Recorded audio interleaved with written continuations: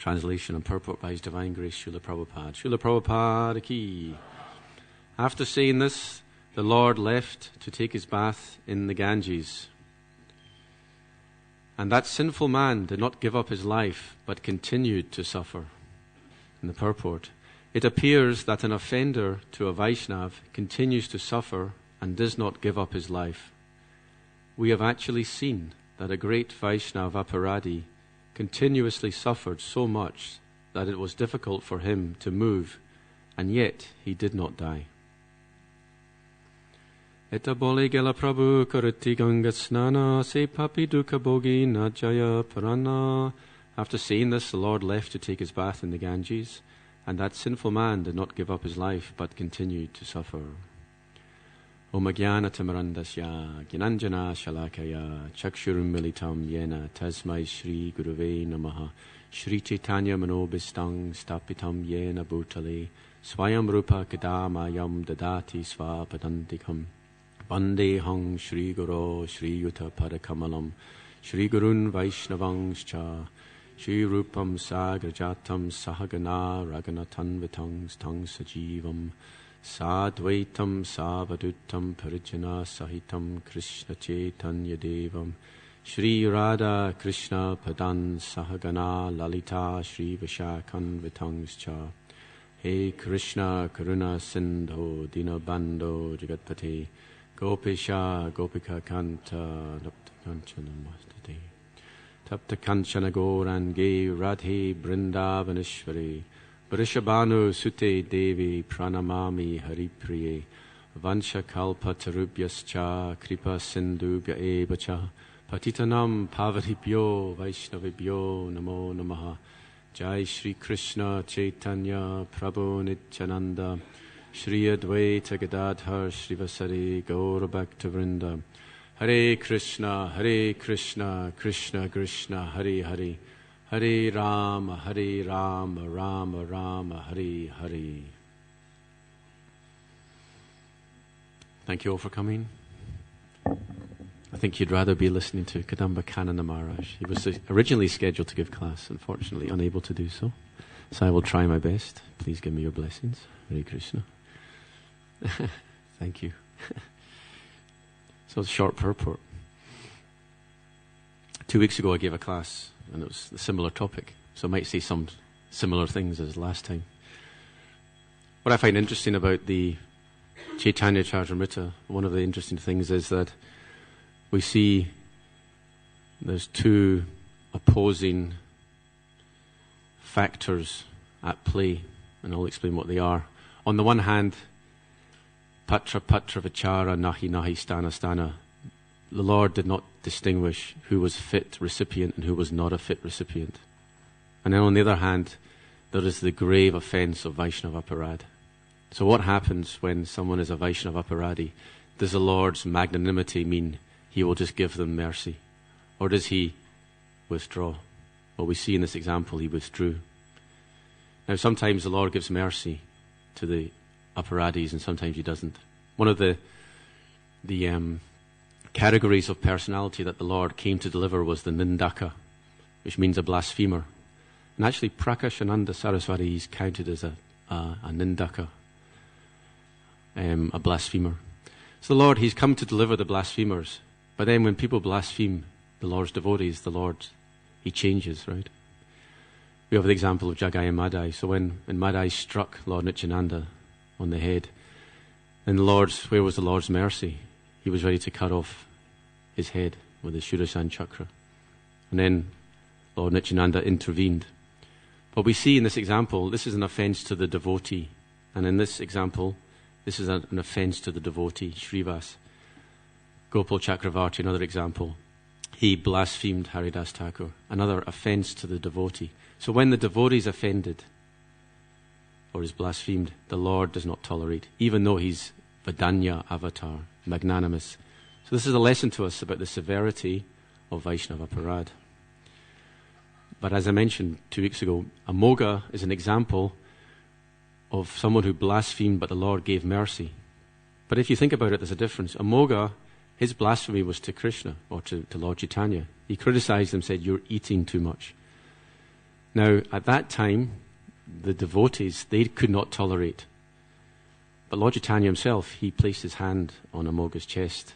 He said, why have you allowed the chandala of jealousy to reside in your pure heart? And he gave him Krishna Prema. And then Amoga, he slapped his face because he started repenting. He was in ecstasy and he was slapping himself. He said, my mouth has blasphemed, and his cheeks were swelling up. And then Gopinath Acharya, he grabbed him and stopped him from hitting himself. So it's said in the Chaitanya Charitamrita, Bhakta Swabhav, Agya Dosh Kshama Kori, Krishna Swabhav, Bhakta Ninda Sahiti Napari. It is the nature of the devotee to forgive offences, but it's the nature of the Lord to never forgive the offence to his devotee. Very serious. So actually, I was reflecting on the nature of this offence. If anyone doesn't know, the background is that this Gopal Chapala, he put the paraphernalia for Bhavani Puja on the doorstep of Srivas Thakur's house to make him look like he was worshipping Bhavani. I was thinking the reaction is very severe. Now, this is Gopal Chapal. The reaction is so severe that he's in a fate worse than death. We have this saying, it's a fate worse than death, because he's suffering so much. It would be better if he died, but still he's not dying. So he's been tortured that he can't even die. It's like in the hellish planets. The hellish planets, suffering takes place on the subtle platform. So you can be tortured to the point of death, but you don't die because you have a subtle body, you don't have a gross body. So we have this punishment, for example, you can be thrown off a cliff and then taken up to the top and thrown off again. I mean, how bad does it get? That's what's happened. If you have a gross material body, there's only so much you can suffer. Now, Prabhupada in the purport, he refers to some aparadi who was suffering so much that he couldn't even move, but he would not die. I don't know who he's referring to. Anyone know? I know there's some things. I remember Prabhupada once talked about a Mayavadi who lost the power of speech. And he said the reason he lost his power of speech is because he was speaking Mayavad philosophy. But I can't remember who that person was. He also actually, interesting, Prabhupada said that Winston Churchill was very sinful, he said. So he was in a coma before he died. So the people who die, go into a coma before they die, that's often a sign that they're very sinful. Now, if a devotee goes into a coma, it's not necessarily that. Doesn't mean that, because Prabhupada says, even if one is unconscious at the time of death, which is not what we want to be conscious and thinking of Krishna at the time of death. But even if one is unconscious, Gauri Tai, by their mercy, they will enter into the consciousness of the person. So if someone's in a coma, if a Vaishnava's in a coma and dies in a coma, it doesn't necessarily mean they're sinful. It may do, but it may not. Anyway, so Winston Churchill, what was his crime? Actually, one of the things he did, he starved the people of Bengal. Now, it was during the war. The British had this policy, they sunk all the ships that were coming in with rice. They stopped rice, the transportation of rice, and they caused an artificial famine in Bengal. And then they told the Bengali people, if you want to eat, then join the army, join the British army and fight. So that was a terrible time, and a lot of Vaishnavas actually had nothing to eat. You see pictures of, I think, Jagannath Puri in Bengal. There was these Vaishnavas who were like skin and bone. It was quite severe. Anyway, war's a difficult time. Winston Churchill, he sacrificed many British soldiers. They would do false attacks. He knew you would be defeated, but it was just to make the Germans think, they're trying to invade at this point, and then another group would invade from a different point. War's a dirty time. But Winston Churchill, in the estimation of Srila Prabhupada, he was very sinful. So he was in a coma before he died. Anyway, we're discussing the nature. I was discussing the nature of the offence, Bhavani Puja. And I was reflecting, it's sometimes in our society we have this discussion, should we call ourselves Hindus or not, right? Everyone's heard it, right? Sometimes I think it's a very good idea. For example, if the government's going to give you lots of money to build a Hindu school and you're going to teach Gaudiya Vaishnavism, then where's the problem? Or if schools are looking for someone to teach them Hinduism, why not? If we don't teach them Hinduism, someone else will, and what are they going to teach? I went to the school where my son goes, and there was a little bit about Hinduism on the wall. There's a Lord Brahma is God. It's one of their teachings. And where do they get that from? Anyway, there's so many things going on in the name of Hinduism. But sometimes, obviously, we don't want to be Hindus. Here's an example. Bhavani Puja, it's a branch of Hinduism. So here's Gopal Chafal. He's presenting to the world, look, Srivas Thakur is worshipping Bhavani. He has this wine paraphernalia. Now that's a branch of Hinduism. So if you call yourself a Hindu and someone associates Hinduism with that, just think of it's very bad for the reputation of the Hare Krishna movement. So we have to know when to use a term and when not to. I remember one devotee, he put it on the internet. There was once on a British newspaper that is an article about Hinduism, but it's actually all about killing goats. So he pointed out, are we Hindus? He's making the point, if you call yourself a Hindu, people think you kill goats. That's the very term Hinduism. At the time, the British were trying to dismantle Vedic culture. That was a time when all the various groups got together and decided we need to repel this imperialism. So they had to give themselves a name. And then there was discussion what to call themselves. The Arya Samaj, they were going to we use the term Aryans. They actually didn't like the term Hindu at all. They said it's not even a Vedic term, which is true. It's not in the Bhagavad Gita. But anyway, for some reason, the term Hindu stuck. So we're stuck with the term, and well, we can make the most of it.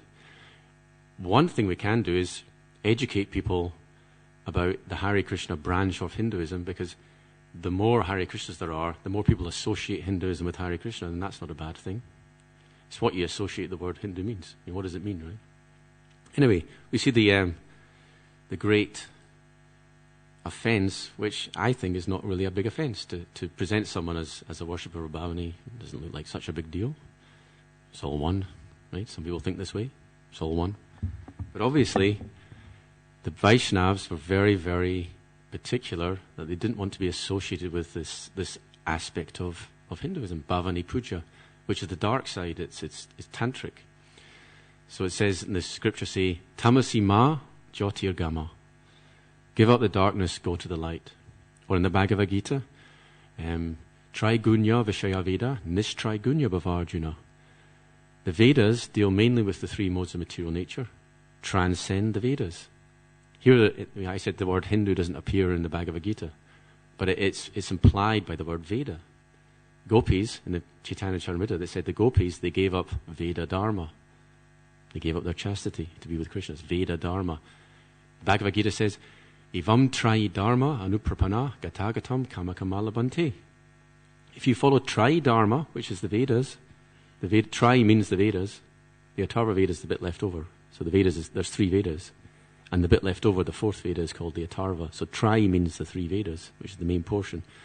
If you follow Trayi Dharma, Gata Gata Sun, which literally means your life here comes and goes. It means you take birth, and then you leave your body. You take birth, you leave your body. The cycle of birth and death for those who follow Trayi Dharma. So Krishna is over and over again telling Arjuna, we don't want that branch of Hinduism. We want the pure branch, the Nivritti Marg. So it says in the scripture, Pravritir Esha Bhutanam Nivrittis tu Mahapala. The general tendency is pravriti, which means you like your alcohol, so you do sacrificial worship with alcohol, eat meat. You do all these religious things, quote unquote, but you're actually just gratifying your senses. This is the kaitava dharma, and that's called pravriti. Then nivritir esha, so nivrittis tu mahapala. The ultimate fruit is the nivritti marg, which means you go transcend this world altogether, go beyond the world of birth and death, and take eternal shelter with Krishna. And how do we do that? Hare Krishna, Krishna Krishna, Hare Hare, Hare Rama, Rama Rama, Hare Hare. So I'll tell you a story. Some of you may know this one. It's from Bhakti Ratnakara. And it's very interesting because it emphasizes the importance or the dangers of Vaishnava aparad. And even one can unknowingly offend a Vaishnav, that is detrimental to one's spiritual life. So I've heard various versions of the story. On the Veda base, I'll give you the version. The story is that one time Rupa Goswami was in meditation. He was thinking of Radha Krishna pastimes, and he was visualizing, or he was seen by the mercy of the Lord, that Radharani was there, and she was being decorated by her Sakhis. And Krishna was behind Radharani watching. Now the Sakhis, they could see, but Radharani couldn't see. So the Sakhis decided they want Radharani to know that Krishna's there. So they held up a mirror. So Radharani looks in the mirror, sees her face, and then she sees Krishna's face. So when Rupa Goswami is meditating on this, he starts to laugh. But just at that moment, a Vaishnava approached to speak to Rupa Goswami, and the Vaishnava thought, Rupa Goswami is laughing at me. And his heart was broken. So he went to Sanatana Goswami. He said, Rupa Goswami is laughing. Sanatana Goswami understood. He said, he was in meditation. He wasn't laughing at you. This Vaishnava was very repentant. So he went to seek Rupa Goswami. But at the same time, Rupa Goswami's ecstasy was interrupted. And he was thinking to himself, I must have offended someone. I've lost my ecstasy. I can't enter into the Lord's pastime anymore. At that time, the Vaishnav came. He fell at Rupa Goswami's feet and begged forgiveness. He said, I misjudged you.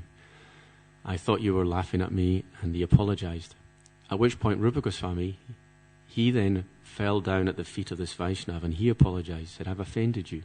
I laughed when you were there. And in this way, they both apologized, and everything was back to normal again. But it's a very interesting pastime from the point of view that there was no fault on the part of Rupa Goswami.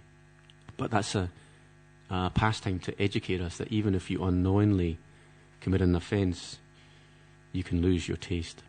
So here's the question. If you do it unknowingly, how do you not do it? Well, you can't avoid it. It might happen. But we always have our pranams. Pancha kalpa tarubhyascha, kripa sindhu be'evacha, patitanam pavanibhyo, vaishnavibhyo namo namaha.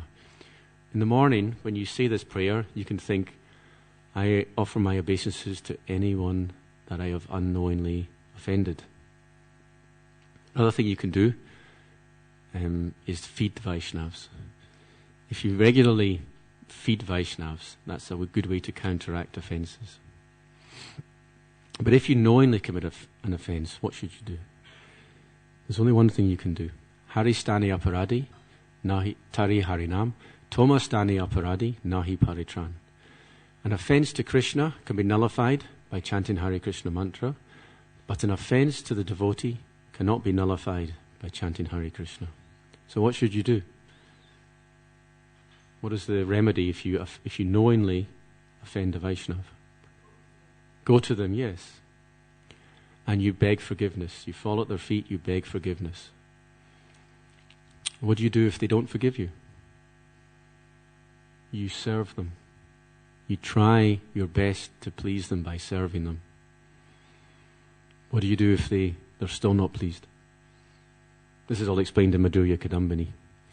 If they're still not pleased, then you can take shelter of the holy name and just repent. And you say, I'm an offender. I've not been forgiven. My only shelter is the holy name. You do that. But there's a warning here. You do not never think, oh, I will not approach the Vaishnav. I will simply chant, because by chanting I will remedy my offence. The holy name will deliver me. It's a namaparad. Vaishnava aparad is a namaparad. If you think this way, that is considered another offence to the holy name. Which offence is it? Number 7. Someone said number 7? Yeah. Namno balajasya hi papa buddhir na vijate tasya yamaya hi sudhi. One commits offences on the strength of the holy name. That is a great aparad. Which is the greatest aparad of all the 10 namaparads? The first one, yeah. In the Sanskrit, it's the first one. It's called the paramam aparada. Although sometimes it's said that to commit sinful activities on the strength of the holy name is the greatest.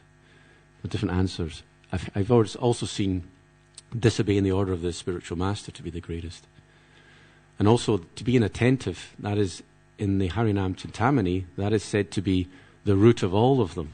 All the other offences come from just being inattentive. So in a sense, that is the most severe, or it's the most problematic, because it's the source of all of them. So the mind is very tricky. So rather than surrender, rather than apologize, we decide, I'll just take shelter of the holy name. It doesn't work. This is committing sinful activity on the strength of the holy name. Another way the mind rationalizes, we may think, the person's not a Vaishnav. We see so many faults. I criticize them, but they're not a proper Vaishnav. They don't have the 26 qualities of a Vaishnav. Vishwanath Chakravarti Thakur warns us that we should not think this way. Even if a Vaishnav is cruel, is hypocritical, is not following nicely, still a Vaishnav. So we can't use that as an excuse. Another excuse we may decide, this Vaishnav is so advanced that they won't take offense anyway. So they haven't taken offense. But then Vishwanath Chakravarti, he warns, he said, no, they will not take offense. And we know in this example, Srivas did not take offense, but the followers will take offense. So then it's even worse. You've offended the followers of a great devotee. The great devotee is not taking offense, but his followers have. And now you have to take that reaction. There's an interesting pastime when Sati is very angry with her father. There's an interesting verse in the 4th canto in this regard. It's Nascharyam itajat atsatsu sarvada mahadvinanda kunapatmavadishu sirsham mahapurusha padapam shubich nirasta tejasu tad eva shobhanam. Said, she's speaking to Daksha. She says, those who are kunapatmavadis, interesting term, means one who identifies with the body. Such people, it is no surprise that they are envious of exalted people. But then she then says, but that envy is good. What does it mean? The verse explains why. This is an interesting thing. Why is the envy to a Vaishnava a good thing? Nirasta tejasu, because by that envy they fall down. Someone has an envious mentality, their envy will push them down, they'll fall down. Therefore, tadeva shobhanam is a good thing. Shri Shri Radha Gokulananda ki jai.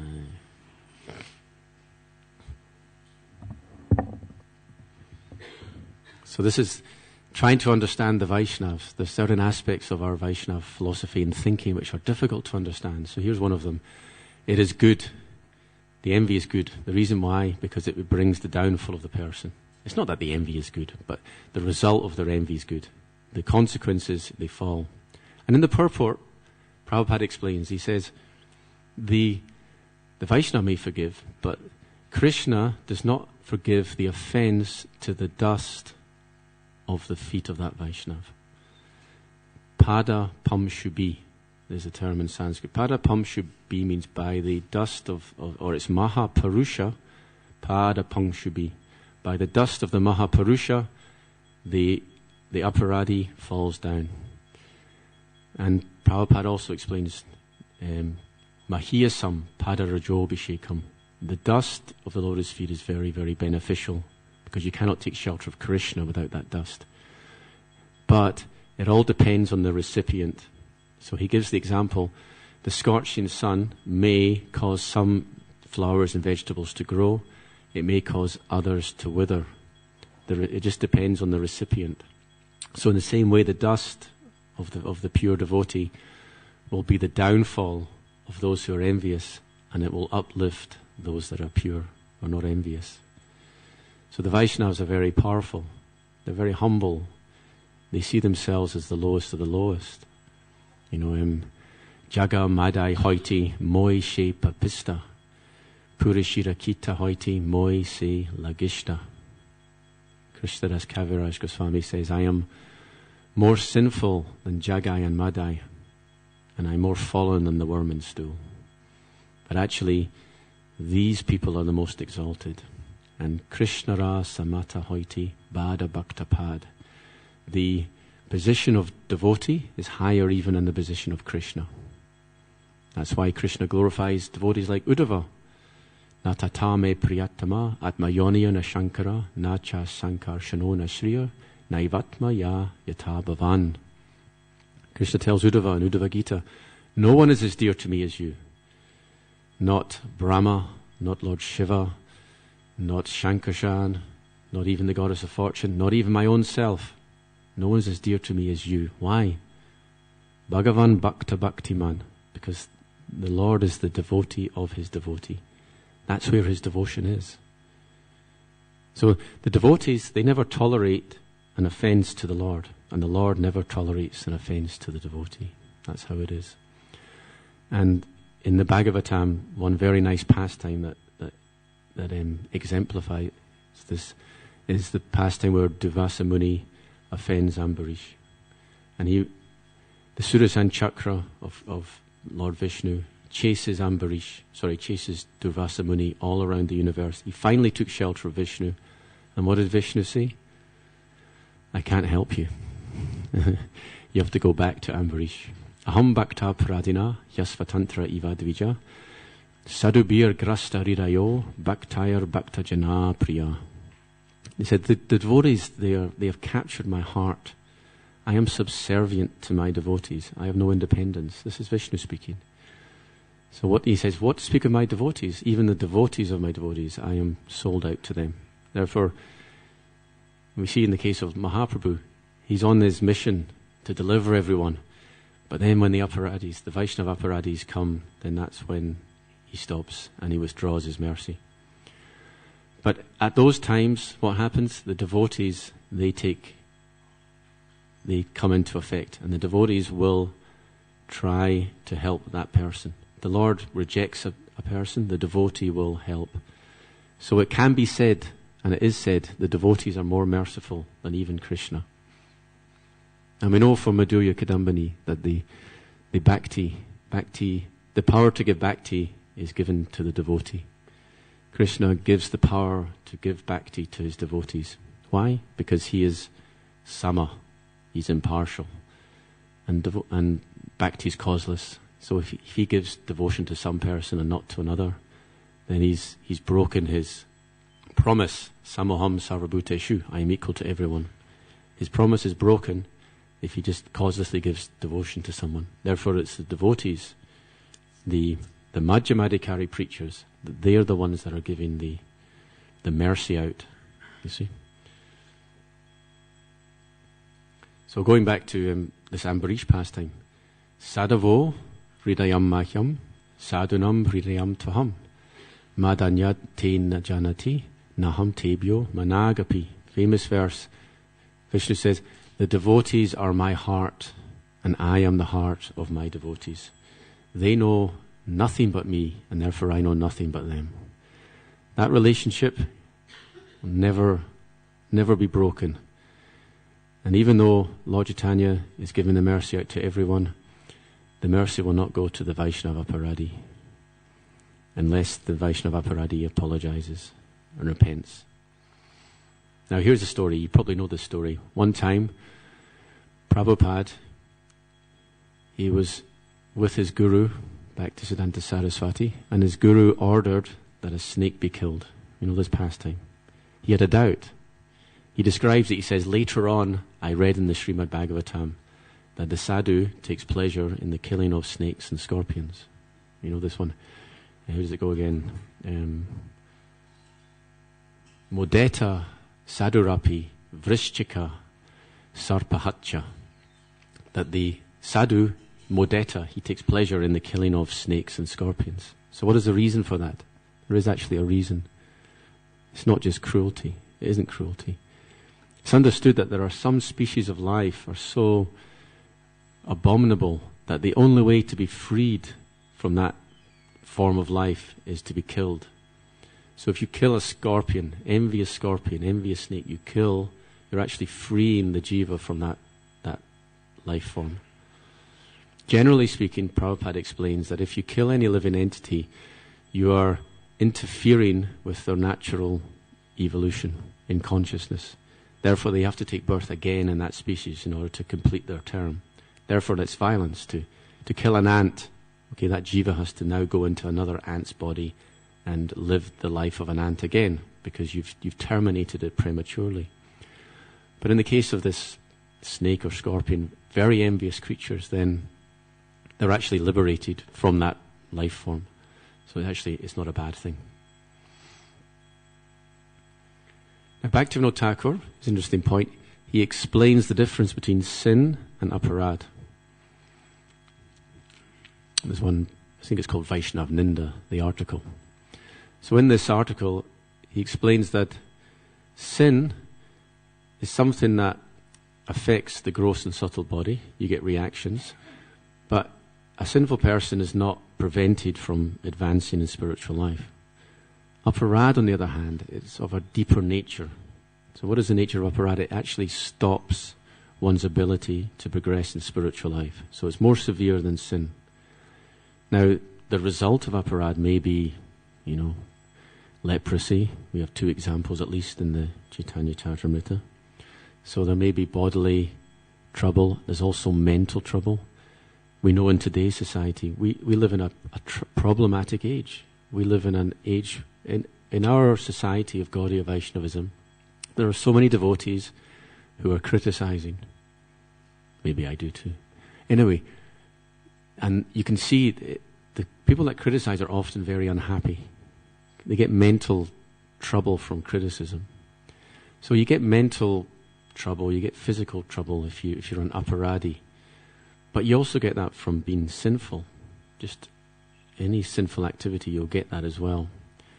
But a sinful person who hasn't committed aparad, they can still progress spiritually. Whereas the one who has committed aparad, it's a check. It's described in the 5th canto like the bhakti-lata, the creeper, the bhakti-lata is almost destroyed. It almost goes to zero, or the bank account is frozen. So this is the very great danger of aparad, which makes it more serious than sin. And of course, as we know, the way to rectify this is to apologize, be sincere and apologize to the person that you've offended.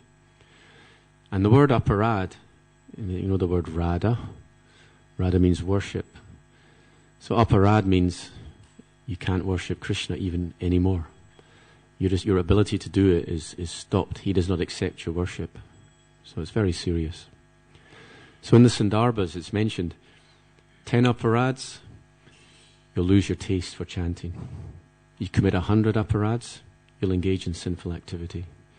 You do 1,000 aparads, you won't be able to chant anymore. You'll just leave. So these aparads, we may think it's not an aparad. We may get away with it a few times, but be very careful. This is building up. These aparads build up. And you'll notice, I speak for myself, I know that sometimes I say things and later on I feel I shouldn't have said it, and I feel I've lost the taste. We get this problem. You probably had the same.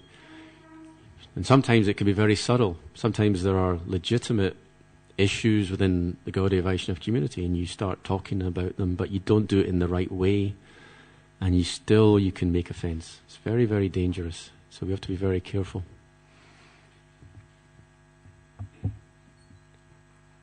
Who was here from Mangalarti? Some of you were. I just remembered, because I'm just thinking, Food for All are cooking in the kitchen.